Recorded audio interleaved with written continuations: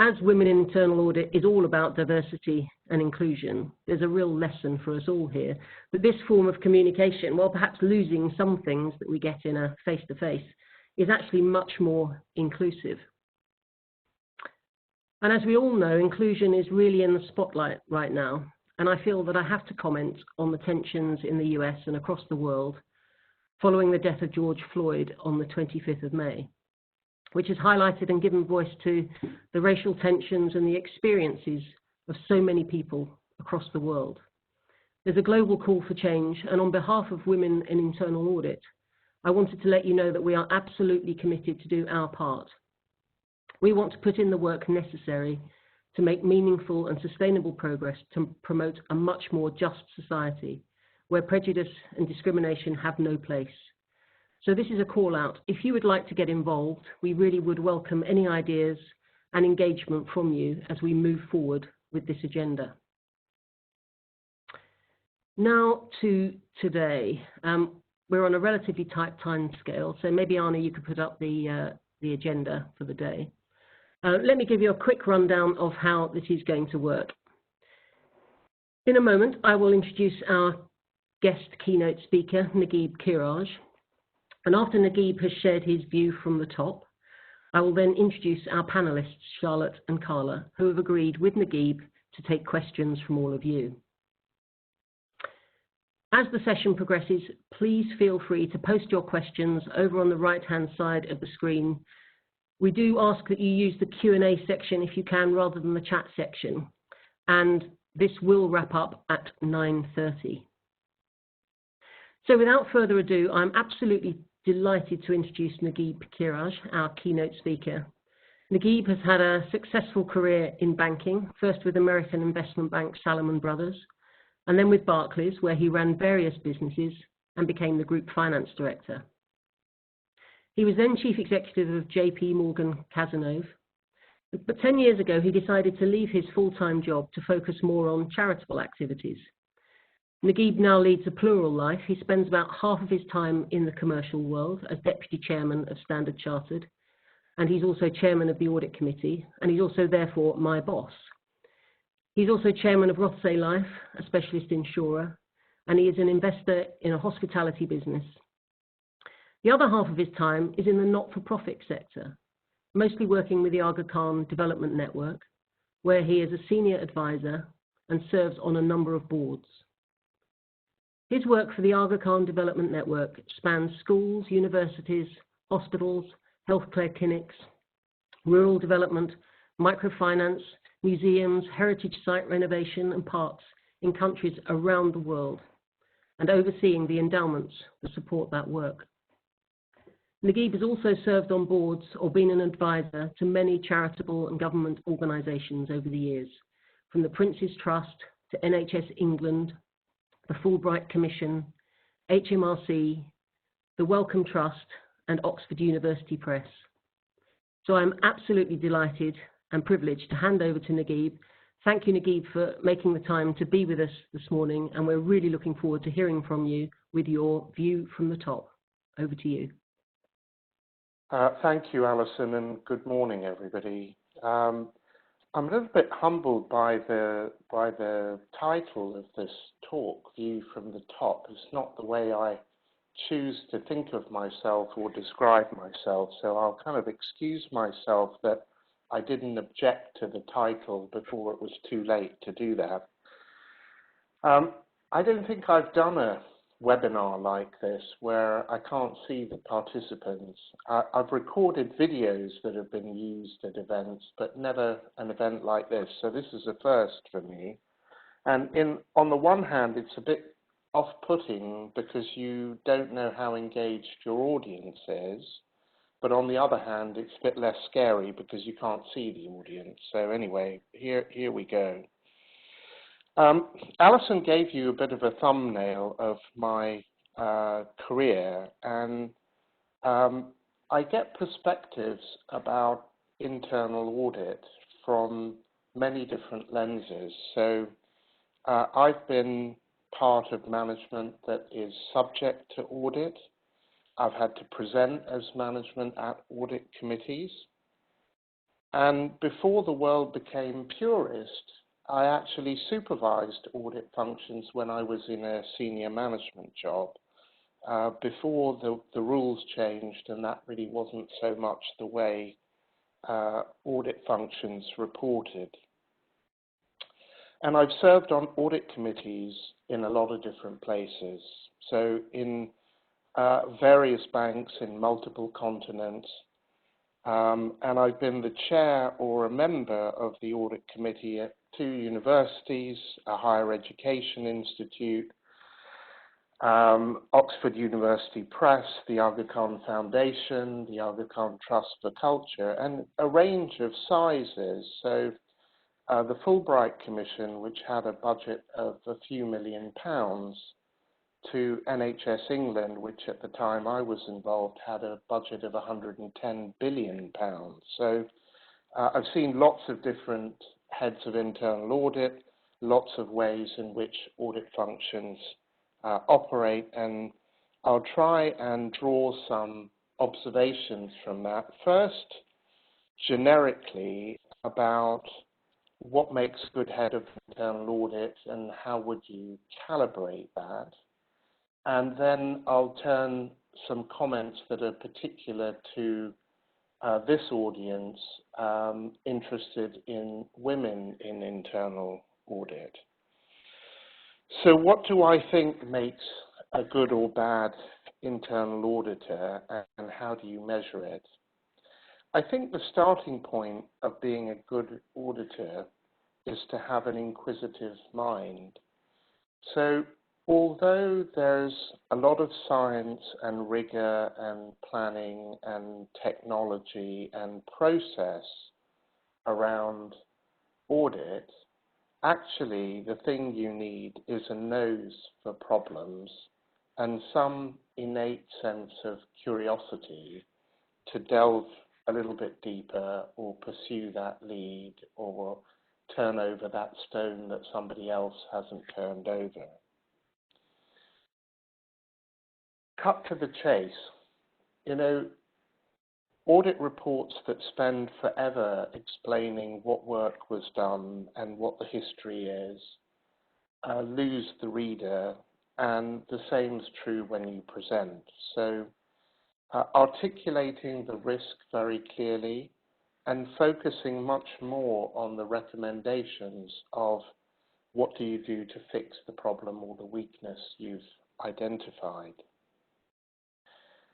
I think it's really important that auditors are seen as value add and not political.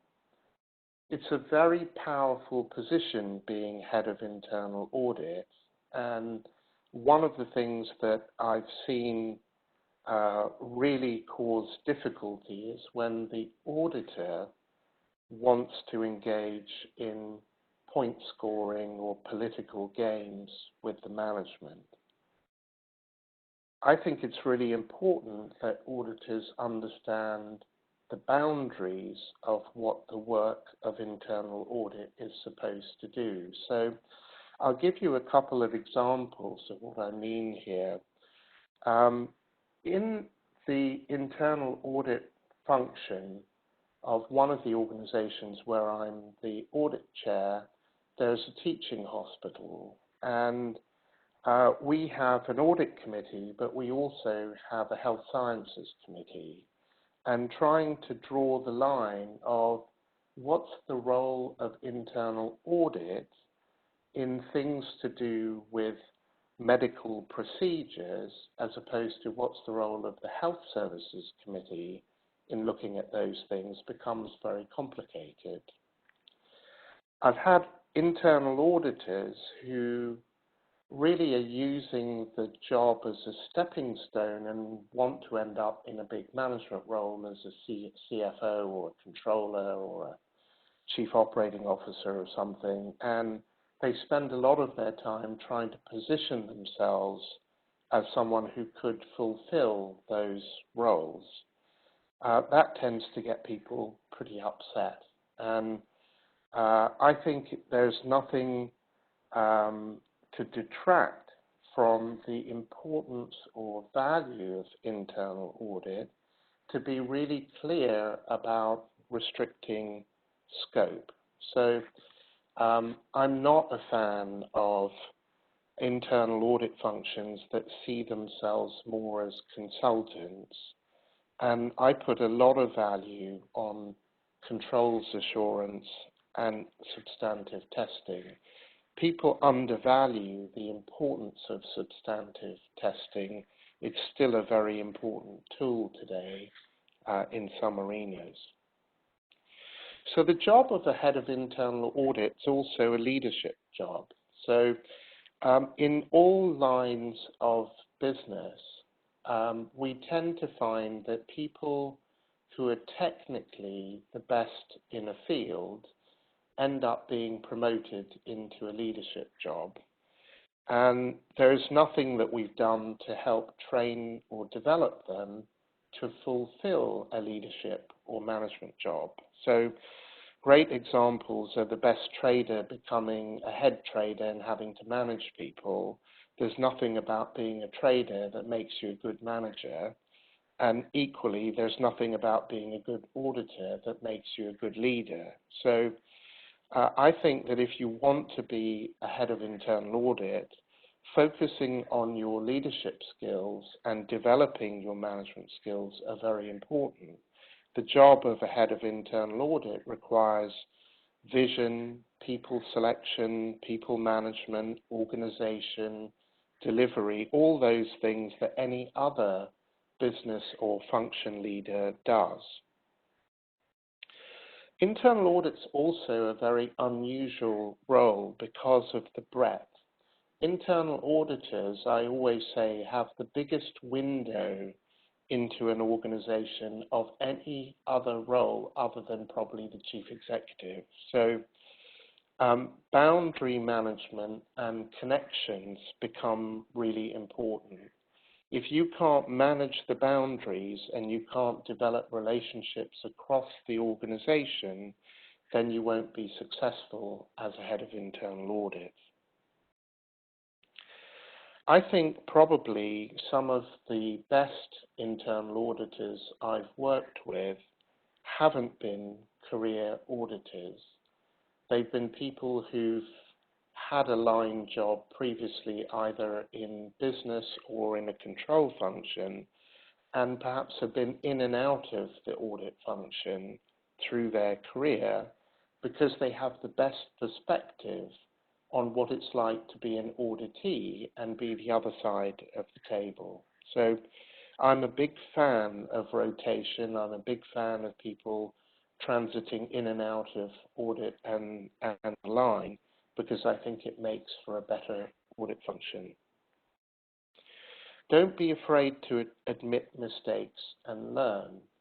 So I think there's a terrible danger of audit never being subjected to scrutiny of itself and auditors being defensive about having missed problems. So subject yourself to quality assurance. Nowadays, that's really de rigueur because it's part of the system and the requirements. And take note of external quality reviews and what people are recommending that you can do to improve your own function, particularly when something's gone wrong and audit's missed a big issue. Don't stay in your box and write reports and send them to audit committees. I mean, I remember having a discussion with a head of internal audit somewhere where when I was delving into what did they feel their ownership was of these problems not having been addressed for a long time, and they said to me, well, you know, I did point this out in the reports I sent to the audit committee and to various management committees. And I asked them, well, what did you actually do other than writing the reports? Did you pick up the phone and go and see the head of a division or a function or the CEO and talk to them about the problem? Answer, no. And, you know, I think it's a great lesson. If you want to have an impact, it isn't just by writing reports.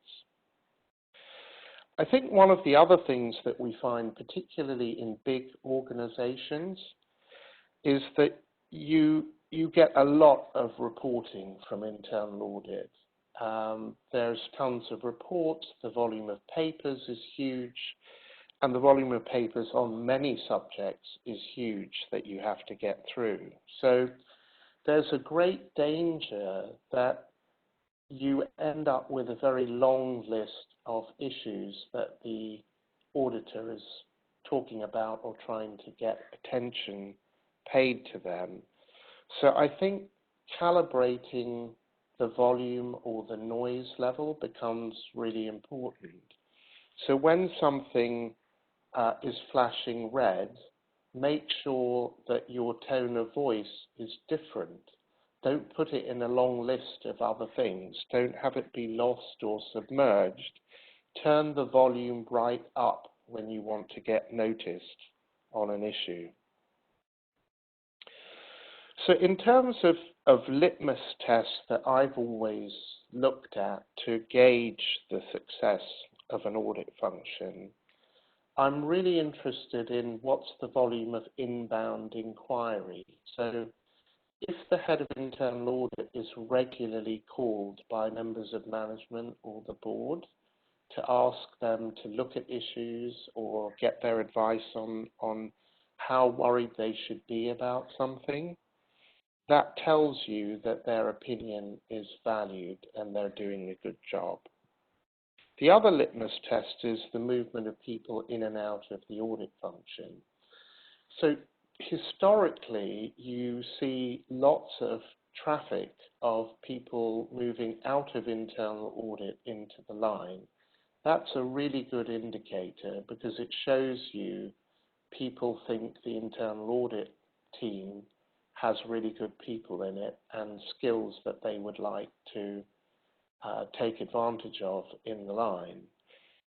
You see much less traffic the other way, and if you see traffic the other way, people going from line management jobs into audit, that's really a sign that the audit function must be doing something right and is a desirable place to be. I haven't seen much of that in my career, but I am seeing that at Standard Chartered today, and it's quite exceptional. The other thing that I always look at is when you have a big problem, you ask yourself the question, did internal audit see this coming? Was it on their radar screen, and did they warn about it? And the second question is, when you hit that problem, how helpful were internal audit in navigating the way out of the problem? Let me switch topics for a second and talk about how do you moderate and operate your relationship with the Audit Committee Chair. So I've seen some things work really well here and others not work so well. First tip, remember that the audit chair is non-executive. So although people have a clear sense that the reporting line of the head of internal audit is to the chair of the audit committee, who's a non-executive, they are a non-executive. They're not part of management. They do a lot of other things. They don't always remember the last thing they dealt with in your particular organization, and they have to deal with a lot of volume. So give them context, be brief, and be succinct. And remember that internal audit is only part of an audit chair's brief. So audit chairs have to worry about financial reporting. In many organizations, they have a responsibility for overseeing compliance as well. Sometimes they might oversee the legal function as well. So they have other big areas of responsibility, not just the internal audit function. So make sure that you use their time judiciously and you make it easy for themselves. Most heads of audit committees have a regular meeting with the head of internal audit. Make it your job to make the running for those meetings. You take responsibility for the scheduling, you propose an agenda, be preemptive, give them a heads up so that they don't get surprises. If there's a fail audit report about to come that you know that's going to be controversial, give them a heads up. Nobody likes surprises. People want to know that there's an issue that they need to focus on. Help them focus on the things that you think are really important. And then where's the parallel relationship with management? This is something, again, I found to be really important as an audit chair. Whilst the reporting line to the audit chair is really important, at the end of the day, the audit chair is non-executive and not there every day, whereas the management team are there every day. And I've always found it's very important that the head of internal audit has a very good interlocutor in management. In most cases, it's the CEO. In other cases, because of the circumstances or the characters or the individuals, it could be a chief operating officer or a CFO or a general counsel who fulfills that role of being the sort of administrative management person that the head of audit relates to. And I think that relationship's very important, and it's very important to helping the audit committee chair be effective, particularly because the last thing that the audit chair wants to end up having to do is to be a referee between the head of internal audit and somebody in management who are disagreeing about the rating on a report or the importance of a piece of work or access to some information or whatever it is. And I've had a number of pretty bad experiences with this where I've had to intervene multiple times as the audit chair to referee disputes. That's not a place that an audit chair wants to end up in. Invest time with other members of the audit committee and the board. It will help your effectiveness at the audit committee and with the board if other members of the audit committee are familiar with you and understand better what you're doing and what you think is important for them to focus on. And lastly, if you work in a bigger organization, it's not so relevant if you have a small organization where your audit function is 1 or 2 people, it's a different issue.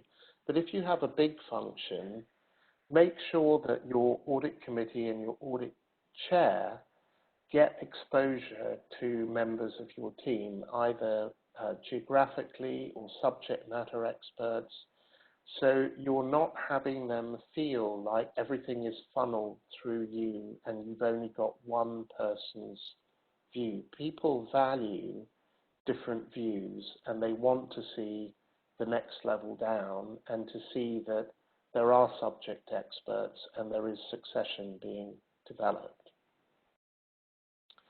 Let me switch to some points that might be particularly relevant to women in internal audit. I was reflecting that at the current time, I'm working closely with 2 female chief internal auditors at Standard Chartered and at Rothsay, where I'm chairman of the board. And I was thinking to myself, how many female heads of internal audit have I dealt with in my career through all the different organizations I've been involved with? And the answer is none before these 2, which is kind of a sad fact, but maybe representative of the evolution of what's been happening more broadly in business. I have worked with female general counsels, compliance heads, CFOs, but not until recently, in recent years, with female heads of internal audit. It's probably a good sign that more women are coming to the top of this function. And I recognize that in order to be at the top of a big function today, you've run your careers or developed your careers through a period of time where it may have been much more difficult to overcome unspoken or spoken bias and deal with things like maternity absence. So I hope we'll see more of this. I was asked the question, do I think women make better internal auditors than men? There's some people that would argue women are better listeners or they can deliver bad news better. I'm not convinced about that. I've also seen lots of evidence and heard from women who feel in big meetings they aren't heard or seen. That when a man says something, people listen much more. I've also heard people complain about where women stand their ground on an issue. They're branded as difficult, where a man may be branded as having conviction in their views. So I'm not really that keen on stereotypes or generalizations. I really think that merit is the key here. So I'm more interested in capability and development and training. But one of the things I have seen be very important, not just in gender diversity, but in diversity more broadly, and I obviously come from an ethnic minority background, so I've had plenty of exposure to this during my life. I think that role models are really important. So early in my career, I refused to participate in diversity forums because I just believed in meritocracy, and I thought meritocracy would win out over everything. And I learned over the years that that's actually not the case, and I've seen it in all walks of life and in all strokes of diversity. So role models are really important, and for those of you who are in senior positions as women in this profession, it's very important that you're seen and you're heard more generally, so that other people can see it's possible for a woman to be the head of this function, and I'm going to emulate and strive to be like her. And I do think role models are really, really important in this. One other thing I'd like to just touch on briefly before I conclude. Being successful in operating at board level, it's important to know how to operate at the board and understand the position of a board member, understand how you present. And so one piece of advice I would give you is how best to develop your own capability and performance as a head of internal audit is get some board experience. And here, I think there's an opportunity to take advantage of your gender if you're a woman, because all boards today in practice are pursuing positive discrimination strategies because they're trying to redress the imbalance in gender on their boards. So the reality is, if you're looking at non-executive positions anywhere, if you're a woman, you have a huge advantage in being hired as a non-executive. The other thing I'd say is in every not-for-profit organization I've been involved in, there's a chronic shortage of qualified people who are able and willing to serve on audit committees. So if you look to do work in the not-for-profit or public sector alongside your main business role, you will find plenty of opportunities. And I think in the past, people were worried about taking time out of their day jobs to do things in the voluntary sector. I think those times are changing now. I think most companies are awake to the fact that they have to care about the broader stakeholder, not just the shareholder. and they're more supportive of people doing things outside of their business. And I think people recognize that, particularly at senior levels, having some kind of board exposure is a great development opportunity, and it helps people function more effectively in their business career. My own experience is that everything I've done in the not-for-profit world has had a surprisingly strong crossover into my business career. I've learned things, I've met people, I've seen different ways of working, and the cross-pollination of ideas and experiences is incredibly powerful.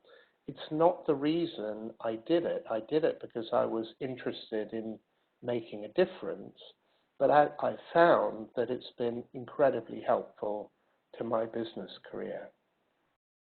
So if you have the opportunity, please pursue it. I think you'll find it will really help you become a better Chief Internal Auditor, and along the way, you may also do some good in society alongside your day job.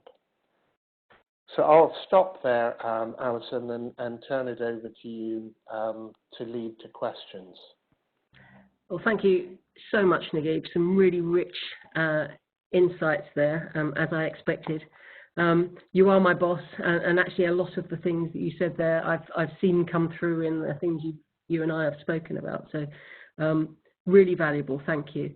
And your last point around doing stuff in the not-for-profit and the voluntary sector, I think really resonates. And I'll now give you a rest and introduce our two panelists, because I think you can see, if you look at the bios of our two panelists, there's a real strong correlation of actually in the corporate world, but also get involved in things outside of the true corporate world. So thank you for that. Please don't forget to post questions down in the Q&A section if you have any for our panelists. But let me introduce Carla and Charlotte. So Carla, welcome, Carla. Carla's held a number of senior positions in banking, private equity and retail industries. She's operated at board level in several countries for organisations including the Virgin Group, Barclays Bank and the Thomas Cook Group. Carla now has a portfolio career heading MCS Advisory Limited, which is a consultancy that provides interim strategic, financial and operational advice to clients in the private, public and third sectors. Carla also serves as a non-exec director and chairperson on the boards and subcommittees of the Post Office, Savonat Capital Group, JPM Morgan Elect PLC, Marek Spectrum Limited and Power to Change Trust. She is also Smith & Williamson Audit and Risk Committee Chair. She's previously served on the boards and committees of Christian Aid, Change Alliance India and the Prince's Teaching Institute. Carla is also an angel investor and is a frequent speaker on building alternative careers, corporate culture, gender equality and philanthropy. Carla mentors emerging talent and C-suite executives. She's a qualified chartered accountant and was born and educated in South Africa. So welcome, Carla. Thank you. And Charlotte Moore is a qualified accountant and a fellow of the Chartered Institute of Management Accountants. Charlotte held Director of Finance and Deputy Chief Executive posts in NHS trusts and commissioners for over 15 years. More recently, she's worked at NHS England, working closely with the Department of Health and Social Care around policy development on continuing healthcare and subsequently capital planning. She now focuses on non-exec director and trustee roles. She is currently a non-executive director and audit and risk committee chair of NHS Resolution, which manages the insurance risk pool for the NHS. She is also a non-exec director and audit and risk committee chair of the Student Loans Company. Charlotte sits as an independent member on the audit and risk committees of the Department of Education, National Community Lottery Fund, UK Research and Innovation, and the Equality and Human Rights Commission. Charlotte also holds voluntary roles as a council member of the University of Bath, the chair of trustees of Bristol Geographical Society, and is a treasurer of Comic Relief. So I think we have a fantastically rich panel who have operated both in the corporate world and in the not-for-profit world. I will look at the questions in a minute, but why don't I give both a chance? So maybe, Carla, I'll turn to you, and then also I'll ask Charlotte the same question afterwards. Maybe just tell a bit about your experience. Tell us a bit about your experience as Audit and Risk Committee chairs. And in practice, what is your relationship with internal audit, and in particular with the Chief Audit Executive? So Carla, over to you. Fantastic. Thank you, Alison, and good morning, everybody. As Alison has mentioned, I chair the Audit and Risk Committees for both the Post Office and for Smith & Williamson. And before chairing the board of Marex Spectron, which is a commodities broker, I chaired the Audit and Compliance Committee. And I think in the names of those committees is some of the complexity that you find in a Audit and Risk Committee meeting, which can be a very packed agenda. In Marex in particular, we're all about trading risk and the management of risk. And for that reason, we decided to separate the Risk Committee from the Audit and Compliance Committee to make sure that we had enough time to focus on both of those issues. That said, we do sometimes have committee meetings that are back to back so that we can cover the operational risk aspects that cut across both. And making sure that we keep that consistency is important. But certainly at the Post Office and at Smith & Williamson, we cover both the audit, the compliance, and the risk aspects. And that often leads to a fairly jammed agenda. And I think the agendas for these committees are expanding massively. In fact, at the Post Office, pretty much the entire board now attends the Audit and Risk Committee because they feel that that's where a lot of the issues are getting discussed. And it gives them a level of detail that is really important to understand back in the board meetings. In terms of the relationships with the head of internal audit, I agree with everything Naguib has said. I mean, the relationship needs to be a close and continuous one. Having regular meetings is important, and so I generally have at least a monthly meeting and then a much more detailed meeting in advance of the Audit and Risk Committee. And really, the internal auditors are my ears and eyes of what's happening in the organisation. Having a conversation more broadly with the rest of their team or joining their team meetings, I find invaluable in giving me a real insight into what some of the real issues are that are going on in the business. And so I'd say it's an open and transparent relationship. I think it needs to be an honest relationship, and certainly one where more interaction is definitely better. I think it also means that if you have a co-source model, you need to think about how you treat the co-source partner as part of the broader team. And so the team meetings are usually quite useful, particularly if the co-source partners are joining. But yes, a very close and important relationship. Thanks, Carla. Charlotte. Thanks, Alison, and hi, everybody. So can I just say, I thought what Naguib said was absolutely fantastic. I was taking notes incredibly busily the whole way through thinking, God, I never thought of that. So learning experience for me too. A couple of points I wanted to draw out from what he said.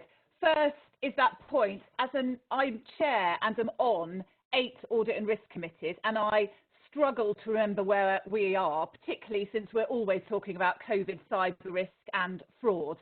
And my audit committees go from the sublime to the ridiculous. So the student loans company, our balance sheets are 137 billion. We've got 8.5 million customers. Bristol Zoo's got a turnover of 14 million, and it's all about, you know, animal safety and visitor attraction. So I just want to add a couple of things to what Naguib said. One is about the substantial testing. That's incredibly important to me. It's not just testing transactions, it's testing the reality of what people say. So when you're out and about doing your audit, even if you're doing an audit on, I don't know, say some form of cyber security, while you talk to staff, you can say, have you ever seen this HR policy? Do you ever use it? When did you last do your mandatory training? So there's other ways of testing compliance as you go through. The second way is, I think the top way internal audit can check if it's making a difference or not is whether management actually do the actions they've agreed to from your recommendations. If they don't, that means they didn't believe in them and you didn't contribute something valuable. The third thing I wanted to make is with my best head of internal auditors, what they bring is their experience from their multiplicity of other clients and sectors, and they share what they know. They put me in touch with people. They look at taking stuff out, so taking processes out. They really look at whether they add value. They look at benchmarking. So they're much wider than just what they know about. They pull on the breadth of their organisation and their colleagues.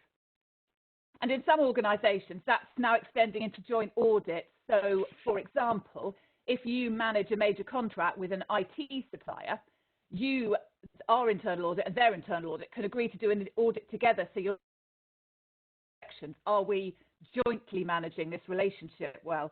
So I think there's a real extension around what internal audit can do as a function across partnerships.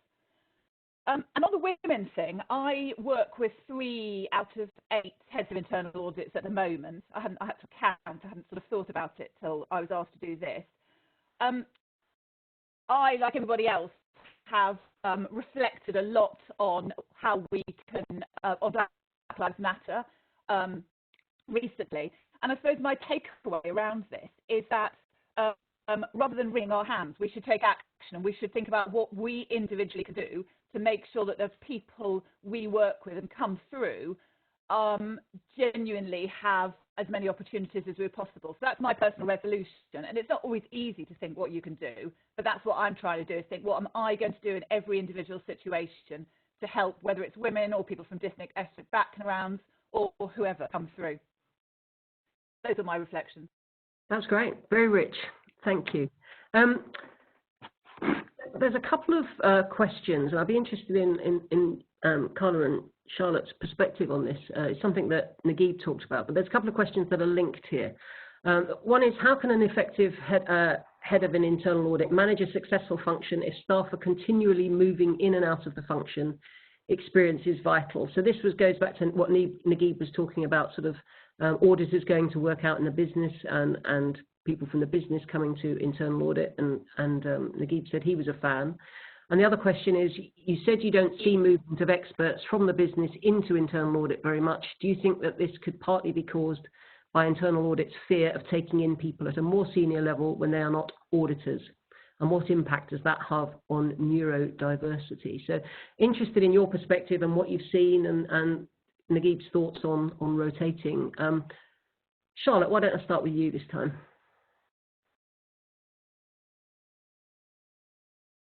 Sorry, who did you say start with? Charlotte. You. Right. Hi. Well, first thing I would say is that's everybody else's as well. I don't think you're special in internal audit. You know, every business is worried about turnover of staff. Secondly, I guess it's your problem. There's nothing more irritating in an audit committee than somebody telling me they haven't delivered an audit because, you know, they've had staff turnover or what have you. It's like, you know, that's your job. More sympathetically, where it's worked best, I think, is where the Internal Audit Service has actually taken control. So they think about how they recruit, and I've seen people do excellent things with graduate traineeships, bringing in people from other specialties and so on. And also they're more proactive about rotating people in and out of either within their own internal audit team or in and out of businesses, so they can actually plan. So I think it's something about how you being really taking control about the whole thing and using it as an opportunity. And I don't particularly see anything different. This is probably heretical with a whole group of internal auditors in terms of what internal auditors do as opposed to what external auditors do, or some of the consultants that we bring in, or some of the very good project managers and research people internally. So I think you have to think really hard about how many actual qualified internal auditors do you need compared to people with those skills gained from other areas. Thank you. Carla. Agree with that. I think you need to be able to think about how you resource your team, and often with larger teams it's a little easier. You can have individuals coming in at nursery slopes. You can think about real succession planning. Actually, at Marex we have got ourselves accredited with the Institute of Chartered Accountants, so that we can bring in trainees and they can really do their qualification time within the internal audit function at Marex, which has been really helpful in bringing in a hugely diverse set of talents, people who have got much more technical skills, more quantitative skills. It's been really fantastic to bring that into a relatively small team. But I think it's all about leadership, and Naguib mentioned this as well. You need to be a leader, and you need to think about how you can bring in other pieces of information and quality of individuals, and just being able to manage that complexity of what is the internal audit function means that you need diversity of skills and talents and backgrounds to really be able to get under the skin of it. So I think it's a skill that you need to hone, and I think it's something that we need to be able to amplify in order to be much more successful in a very, very much a changing world. And we're going to need to be really adaptive. And I'm sure we'll get onto some COVID issues, but we've actually seen, particularly in the post office, we've needed to change our internal audit plan quite drastically and bring in a couple of more people from the business who might otherwise have been furloughed to help us with some of the investigation on some very specific areas of a change that COVID has required that we make within our retail operations. And that's been really useful to have some of those insights on how the operations actually work to bring it back into an internal audit function. So I think you just need to be flexible, sort of expand your mind a little bit and look at a range of different possibilities. Anything is really possible.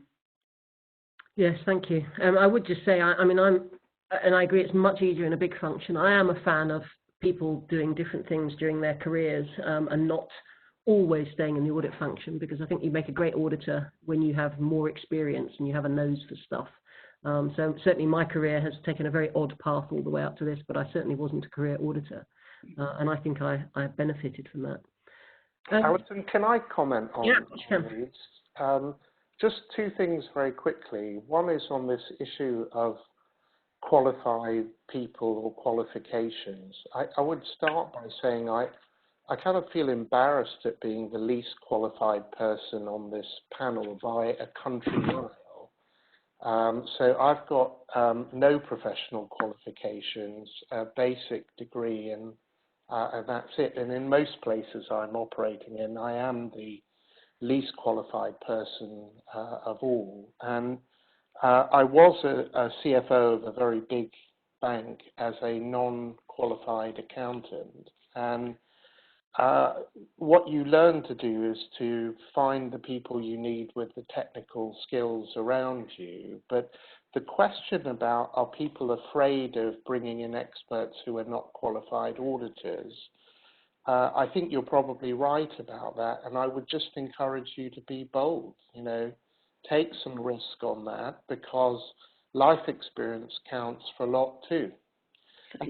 On the question of rotation, I was really talking more in terms of experience of bigger functions where it's easier to cope with that. And I don't think it's helpful if 90% of people rotate in and out all the time. But if you have a small number of people coming in and out of the function, they can have a very, very big effect. It's like a pebble in a pond. And so I just take my comments with that sentiment that I'm not talking about massive numbers. I'm talking about small numbers of people rotating that then have a ripple impact. Agreed. Thank you. We haven't talked about COVID, which is very unusual. Particularly, we've mentioned it, we haven't really focused on it. So there is a question: how have the events of the last few months and COVID-19 influenced your views of what you are expecting to see from the internal audit function? Carla, let's hear from you. I mentioned a little earlier that we've had to do some changes, and certainly through the COVID process, we had a look at the internal audit plans and repositioned what we thought we needed to do so that we could respond to COVID. One, because the teams weren't necessarily able to get out to some of the locations, but also because our priorities had changed and we really did need to focus on the immediate issues. Sometimes it was around compliance checking, sometimes it was around the welfare of some of our staff and the welfare of our customers as well. So we have relied a little more on remote auditing, as you would expect. We've used more analytical tools and procedures. and it's perhaps become a little more transactional. We've also probably shifted away from doing detailed audit reports and doing more shorter form advisory pieces of work that have been, sort of quick touches in and out, and able to address some of the live issues, very live issues that we were dealing with. And in some instances, internal auditors really step back into doing something more of a second line of defense role for a short period of time, and we're in the process now of trying to transition that back into being a bit more of a third line to ensure that we do keep that independence and objectivity.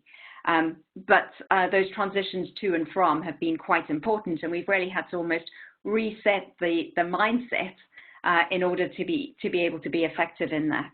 And I think, as a result of the risk register looking a little different now, and probably going to continue to need to evolve over the next couple of months and years, the internal audit plan needs to be a little flexible in order to adjust to that as well.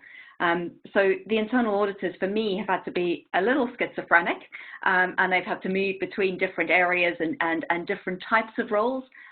But I think it's been great for them to get a little bit of more of the frontline experience as well, or certainly the second line experience. I think that will make them much better internal auditors as well going forward. But it certainly has been, the period hasn't been without its challenges, and I think the internal audit has been really on the forefront of that, which I don't think a lot of people would naturally have expected, but they've had to be one of the most adaptable functions in the organizations that I work with. Yeah, that's great. Thank you.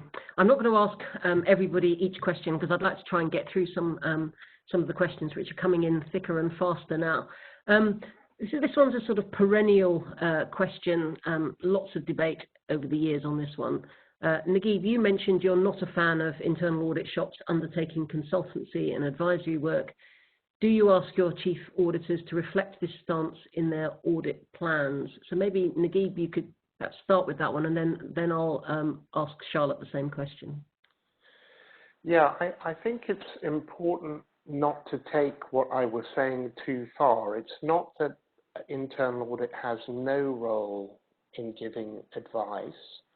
And I do ask internal auditors to look at, for example, the setup of a big program and give advice to say whether they feel like it's appropriate or not. It's more around consulting work like cost efficiency or organizational design, things like that, which I'm not that much of a fan of the internal audit function getting into those areas. And Alison, yes, I do reflect that in the work with the internal auditor on what goes into the plan. Yes, I agree. Thank you. Charlotte, do you have a perspective? Yes, probably similar, really. So it's where I find advice work incredibly useful is what I call during the event rather than after the event audit. So could be systems implementation, could be a new control framework before you go live, internal audit actually pushing it around and forming a view on it. Secondly, I think internal audit has got a really important advice role in terms of helping people understand the role of internal audit and the role of controls and the role of risk, and actually they're very good at being on that kind of thing.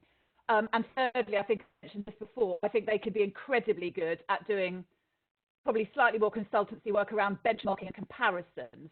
So it's not exactly cost control, but this is how other organisations do it. This is what best practice might be. They're good at that sort of researchy type stuff.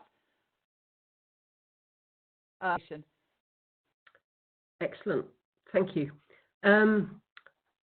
We're running out of time, so perhaps I'll just finish with one question. I'm just trying to choose the best one.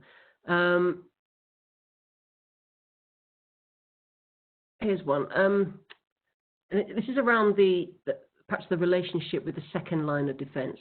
What is the best way for internal audit and the audit committee to get intelligence and early warning signals from the second line of defence? And I think depending on the industry you're in, depends on how developed the second line is. But Carla, do you want to have a go at that one?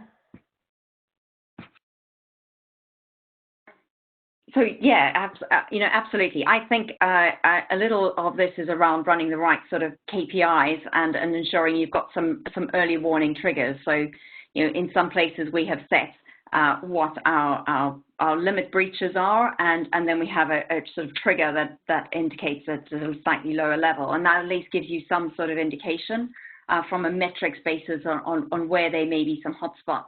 And also running a sort of a risk-based dashboard across your whole organization. I quite like the visual depiction that shows a bit of a heat map with RAG status that gives you an idea of where there might be some emerging trends. But I think also tasking your legal group, your compliance team, any of your second line functions with horizon scanning is an agenda item I have on all my audit and risk committee meetings, so that at least we're getting some views from these control functions, second line of defense, around some of the issues that they are seeing and are emerging, which are helpful. And I think, as Naguib mentioned, those conversations that you have, that the internal audit function has, dependent on the relationships that they have with those functions, is hugely important. And to just go and spend some time with them, having conversations over these forums or in better times face-to-face at the coffee machine, I think is hugely valuable to be able to get a little more of that sort of qualitative type information coming through. I sort of see it a bit like a 3D jigsaw puzzle that you're constantly building, and as much data as you can get to put into that 3D jigsaw puzzle, I think helps to enrich the conversation. Yeah, thank you. And Charlotte, I know you wanted to come in on this one. Yeah, just to say, I think assurance mapping is the phrase here. So I think internal audit can help managers say, what are you worried about? What could go wrong? What are your checks? And it sounds like quite an easy question, but it's quite remarkable how people can't describe to you simply what they look at on a day-to-day basis, whether they know it's going wrong or not. It doesn't even need to be KPIs. It's just, what is it? So I think internal audit, that's another thing where they can be almost advisory. They can sort of ask that question, but then they can help probe and draw it out and then sort of audit it. Yeah, agreed. Naguib, did you want a final word on that one, or? Yeah, I mean, I'd like to build on what Carla said, actually. It's a lot is about the relationships and tone from the top. So if you have second line functions that have a good relationship with internal audit and second line function heads who are not defensive, they're much more likely to call internal audit and say, I'm really worried about A, B, or C. Can you kind of have a look at this? And, that's what I was referring to before in terms of a success measurement factor of how often does internal audit get a request from management. It also requires the second line management to be non-defensive and open to scrutiny. But that's about the culture of an organization and the relationships amongst the senior people. Thank you.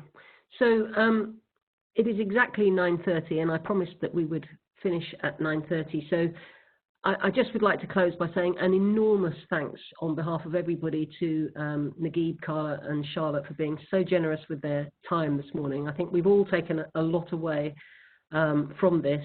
I personally am reminded of the importance of the job that internal audit does, and actually what a privileged position it is. And we've got a lot of ideas on how to think about our careers, and I hope that you found it a very rich conversation. I would just like to finish by saying thank you to the organisers of this event, Armand, Marina, Sainia, Christina and Clarence, and I probably missed people, but thank you for organising it. A lot of people on the call, which is fantastic. Thank you for staying throughout the call, and to the panellists, a huge thank you on behalf of all of us. Thank you and enjoy the rest of your day.